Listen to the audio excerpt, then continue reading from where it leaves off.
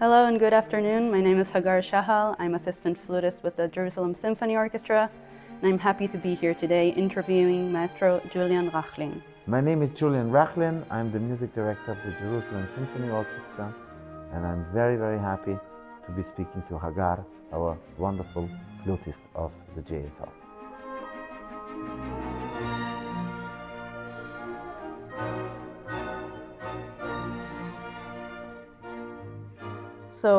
So happy to have you back with us, Maestro Rachlin.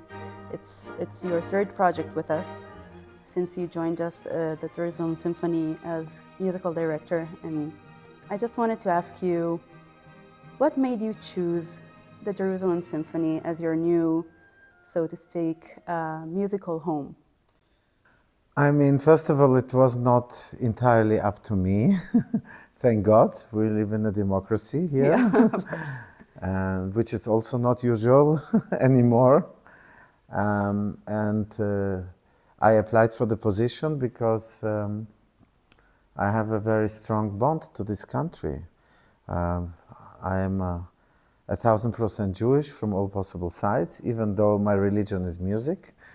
And for me to be here also on Friday and Saturday, it's a very special feeling. And of course, we've so many friends. And I started coming to Israel when I was 15 years old. And now this year I'm turning 50. So it's been 35 years of regularly going to Israel. And I consider it in some ways my second home.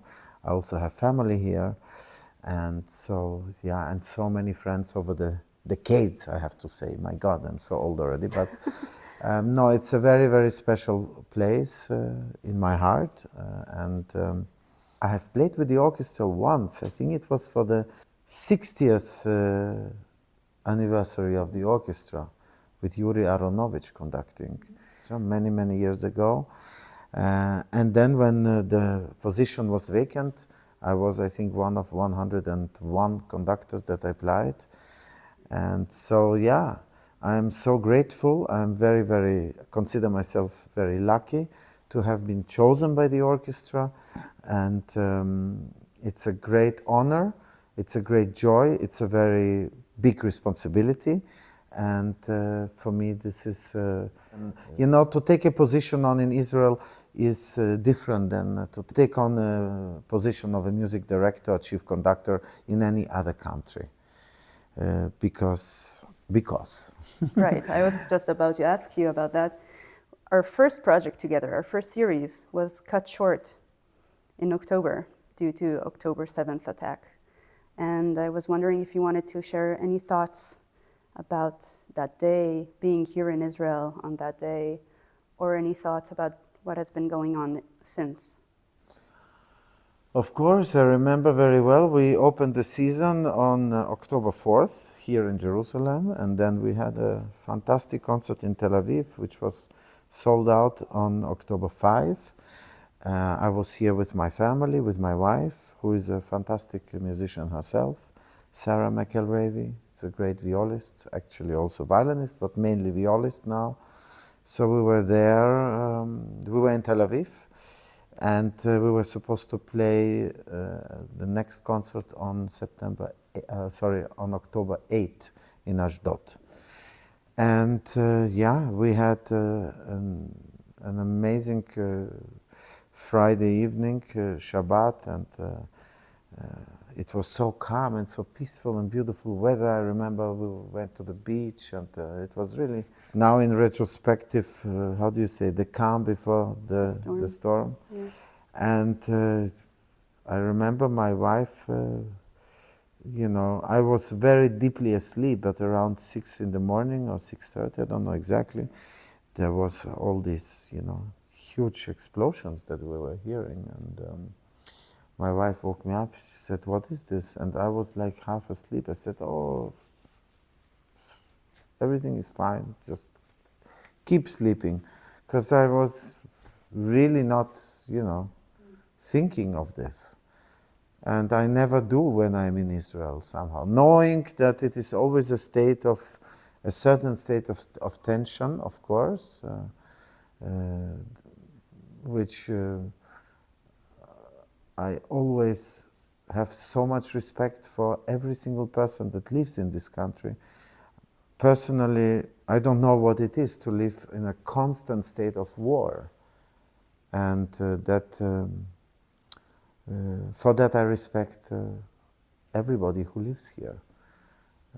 It's amazing how you deal with this, and that there is no panic when a disaster happens, and how the people always, even though within the country there are so many various opinions, also politically, and of course I was witnessing, because the months before the opening of the season I was coming here a lot and witnessing all the demonstrations and the country being completely split in many ways. So, but October 7th was of course a big shock.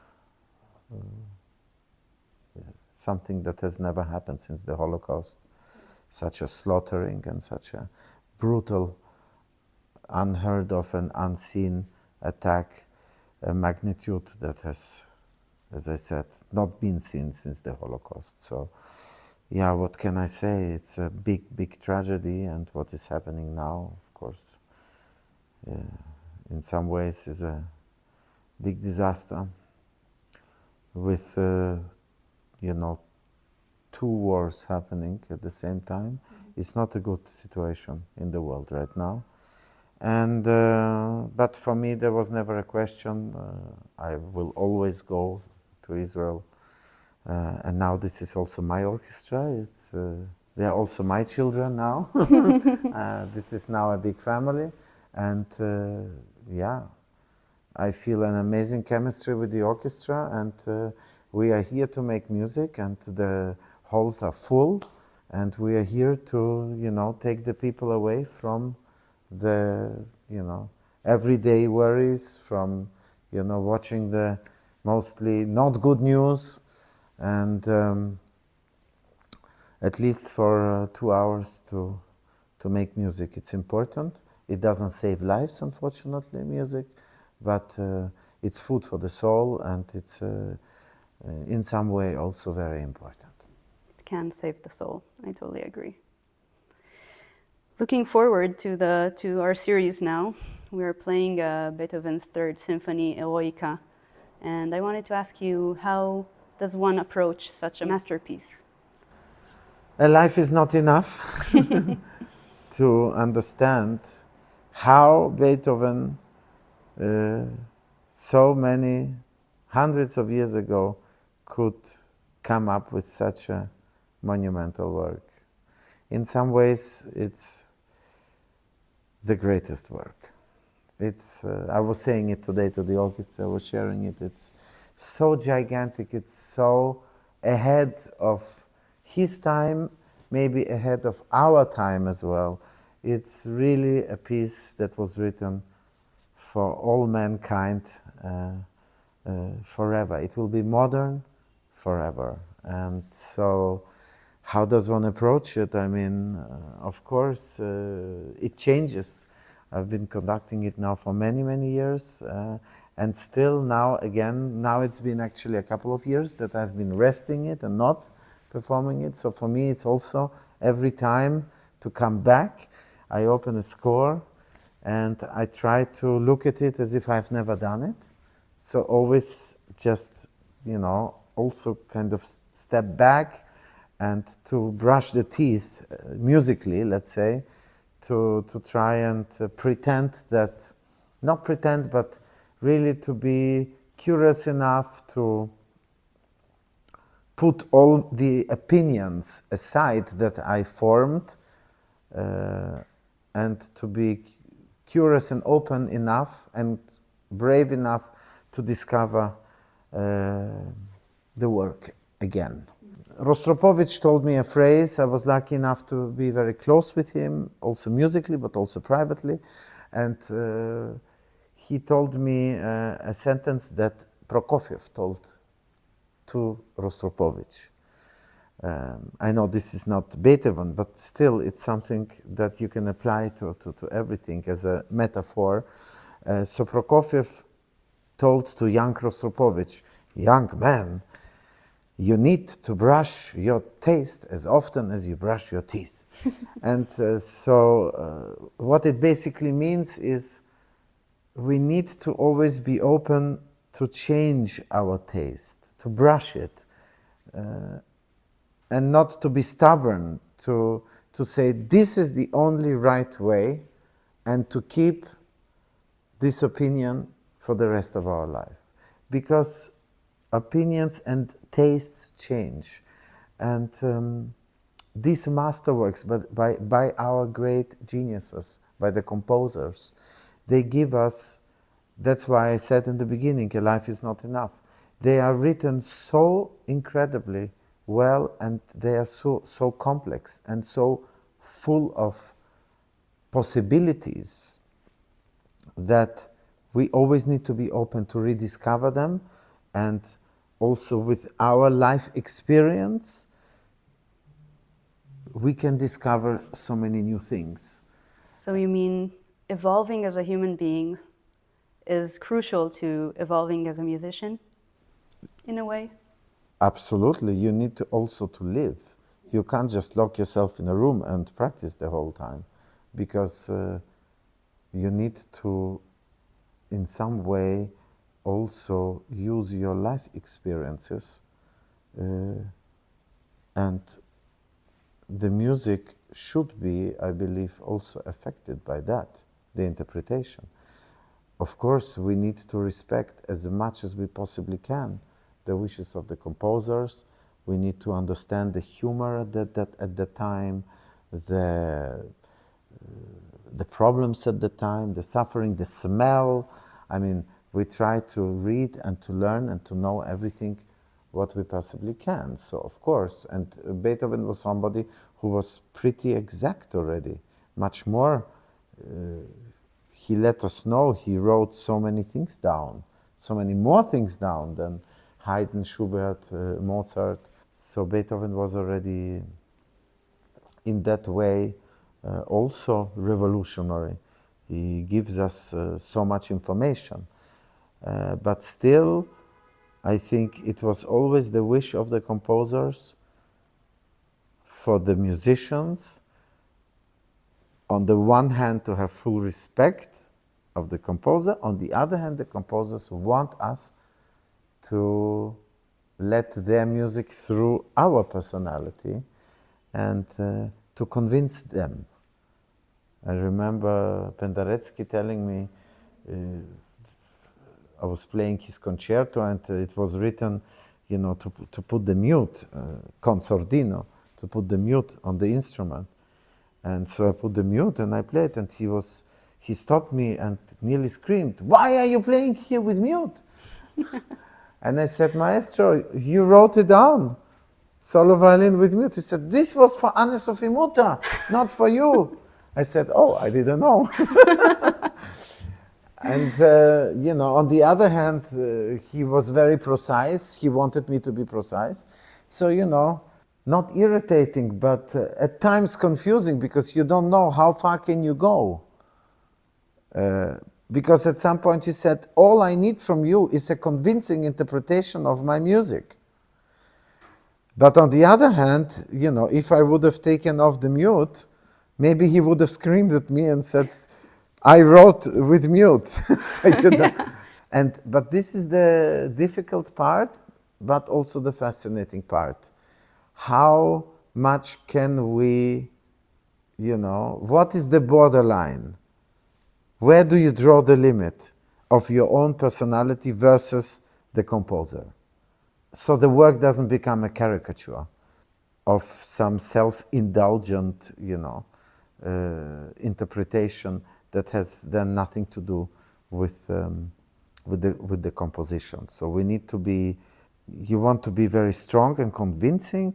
On the other hand, the music is already so strong and convincing. So we need to find this balance. Yeah, definitely. That's the performer's challenge, right? So you've been conducting for 20 years now, approximately, and your career is definitely soaring. You perform with the best orchestras around the world. But you've been playing violin since, I guess, as far as you can remember yourself. My parents tell me, and we have photos that document it, that I started not seriously playing violin at the age of 2.5. So since then I was stuck. Not because of my parents. That is very important to point out. Because they are both professional musicians. My father is a cellist. My mother is a conducting teacher and a pianist. They never wanted me to be a musician. They knew how difficult it is, the life of a musician, without holidays and without guarantee that you can make a living. It's a very, very specific profession. And because they knew how hard it was from their own lives, the last thing they were thinking about is for their little son to do that. And I think that maybe because they never ever forced me, I was never ever told you need to practice or, you know, anything in that direction. Because of that, I still love music. I think that was the secret. On the other hand, once they realized how, let's say, how, not excited, but how much music meant to me and how much I wanted to really learn and do music. And it was not about the violin. I actually wanted to be a cellist. It just didn't happen for other reasons. Cello is my most favorite instrument until today. So for me, the instrument has never been like the most important thing. To be called a good violinist is not a compliment for me. Mm-hmm. If somebody says that I'm a halfway decent musician, that's much more meaningful. So it was about music. It was not about the instrument. Yeah, I mean, this is how it happened, and one thing led to another over the many years. The violin led to the viola, and then the viola led to the, not specifically the viola led to conducting, but somehow the development was also, I started teaching at a fairly young age. Yeah, I ran a festival at the Palace of Esterhazy, where Haydn composed for over 40 years. And that is also something that I love doing. So yeah, I like doing a lot of things at the same time. Conducting, playing violin, viola, chamber music, teaching, running a festival. It's a lot of things. But for me, it's very important to keep everything that I do at the same level. It's very important to me. And that really takes a lot of organizing, planning ahead, knowing what you'd, especially defining or redefining all the time what you cannot do. So knowing your borders, also, you know, certain things in terms of repertoire, in terms of timing, you know, how much time do I need to learn this piece? I restrict myself. I don't go to chamber music festivals. I don't learn any new repertoire on the violin or viola, with very, very few exceptions. So yeah, really knowing your limitations and also knowing how much time do you need? How much time do I need on the instrument to practice, to keep the shape, you know? I don't like to do things superficially and just to do them and to pretend to be a Superman. I am far away from Superman, and I have millions of things to learn, and I do enough mistakes that need to be analyzed. And yeah, it's always a work in progress, but still for me it's not enough just to play Beethoven, Tchaikovsky and Brahms concertos up and down. I always was curious and wanted to get to know music from all its different sides. That's why running a festival, for me, it's also very, very interesting, because I normally I am the one who is invited somewhere. And everything is prepared, you check into the hotel, a car picks you up, then you go to the rehearsal, the concert, everything is organized, the people are in the hall, then, you know, you leave and you go to the next city. Suddenly you're organizing everything. Exactly, and suddenly, nothing. Suddenly, you realize what it takes for even one concert to take place. So everything what you don't see as an invited artist or as a public, behind the curtain. This crazy organization, to rent the hall, to how do the people come, who is going to print the programs, from where is the piano going to come, the instruments, the posters, the PR, the marketing, the sponsors, the, you know, raising money, taking care of your public, taking care of your musicians who are coming, so that they will not feel any problems that might occur on the organization. And all of that made me very humble and appreciate much more when I'm being invited. It's fascinating. So tell me a little bit more about the viola. I'm curious because violin and viola have essentially the opposite parts, roles in an orchestra most of the time and also in chamber music. And you mentioned before that you love the cello. I mean, obviously viola is closer to the violin in terms of playing, but please tell me more about why viola? Because for a violinist, it's the closest you can get to the cello. Okay. So, second of all, discovering chamber music from the viola, it's a very important experience and an amazing experience, because you are in the core of the ensemble and you suddenly start to listen to all, you're forced and you need to listen much more to all the other voices around you. And so when I started many years in '94, I think, I was studying with Pinchas Zuckerman in New York, and actually he was the person who to tell me, if you want to be a good violinist, you need to play viola. And I was like, huh? And I said, I can't even read the clef. Like, he said, well, then start with the early Haydn quartets and etc., etc.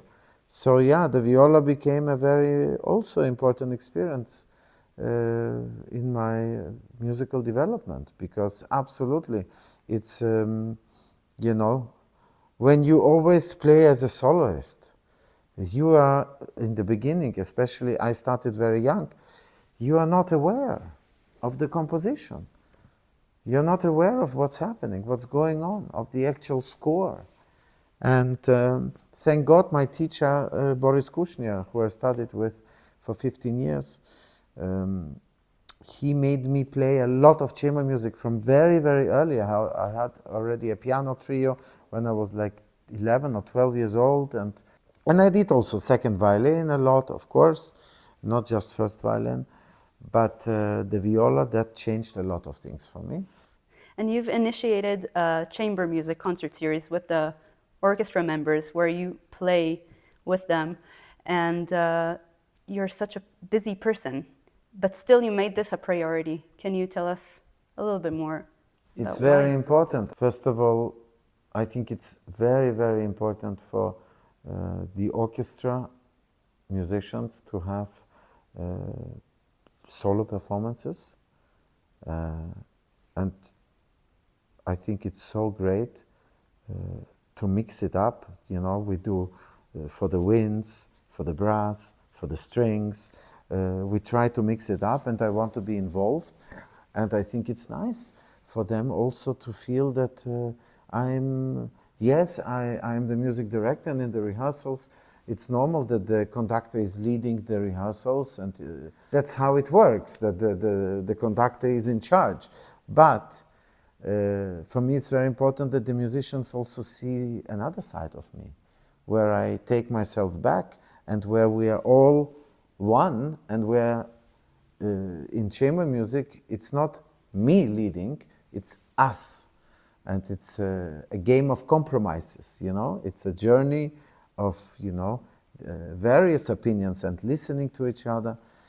Even though as a conductor I tried that as well, but still, of course, it's a different, completely different energy. So it's different elements. I think it's very good for the quality of the orchestra so that it keeps everybody having goals. We have an incredible venue with the Mormon University. It's such an incredibly unique space, let's say. And chamber music, as I told you before, is a crucial part for me to continue to discover chamber music and to play chamber music. And it brings us closer together. It brings me much closer to the orchestra. And yeah, and that's why it was a very big wish for me to have a chamber music series with the orchestra musicians, but where I also participate. For example, in May I will be playing second violin in the Mendelssohn Octet. And so, you know, I don't always have to be, you know, playing the first instrument. It's completely unimportant. So I just want to experience it with the musicians, but also it's wonderful because the Jerusalem Symphony is filled with amazing musicians, and they deserve to have to be heard as well as soloists in that way. So the voices, the individual voices, deserve to be heard, not just in the orchestra. One last question. What's the most important personality trait for a musician, for an aspiring musician? Never to think that you are something special and that you know everything. I think to stay, there is a balance, because the moment that you step on stage, you need to know that you're the king. So you need to be 1,000% convinced, but only for the time of the concert. And all the time before and after, you need to be curious, you need to question a lot of things, and you need always to try to develop to become a better musician. No matter how successful you are, no matter what your status is, what you have achieved, it doesn't matter. You need to always try to analyze, and better is also a very primitive word, to be a better. What does it mean, better? But growing as a musician, there is no limit for this. And this is the least that we can do, is before and after the concert to try and have doubts, but not in a negative way. Because we need also to know that the day of the concert, there must be no doubts, just for this one day where the concert is. Because if we have doubts on stage, the public will feel that, the composer will feel that, nobody will be happy. Thank you so much, Maestro Rachlin, for this interview. It's my pleasure. Thank you for having me.